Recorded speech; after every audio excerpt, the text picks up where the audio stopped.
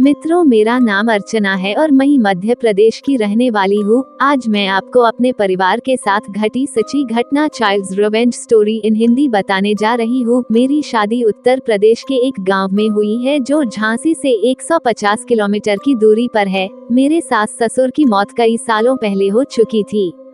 मेरे सास ससुर की मौत के बारे में गांव वालों का कहना है कि उन्होंने कई साल पहले जमीन में गड़े धन को पाने के लालच में एक बच्चे की बलि दी थी और उस बच्चे की मौत के बाद उसकी आत्मा ने मेरे सास ससुर को मार दिया था। जब मैंने गांव वालों से ये सब बातें सुनी तो शुरू में मुझे इन बातों पर विश्वास नहीं हुआ, लेकिन एक दिन की घटना ने मुझे इस सच को सामने खड़ा कर दिया।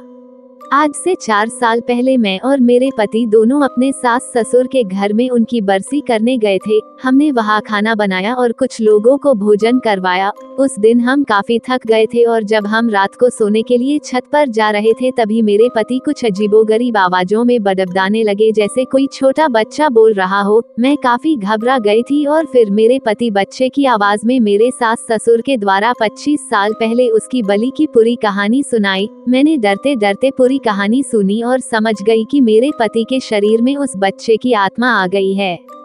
मेरे पति के शरीर में घुसे उस बच्चे की आत्मा ने उसके घर का पूरा पता भी बताया और वो बिल्कुल सही था। उस घटना के बाद 2-3 बार फिर मेरे पति के शरीर में वो आत्मा घुस जाती और उसकी मुक्ति के लिए गया ले जाने को बोलता था। उन 2-3 घटनाओं के बाद कभी उस घर में वापस नहीं गए। उस गांव में वो घर आज भी वीरान पड़ा है और पिछले 20 सालों में वहाँ कई मौतें हो चुकी है। वो आत्मा कहती है कि ये घर अब उसका ही है।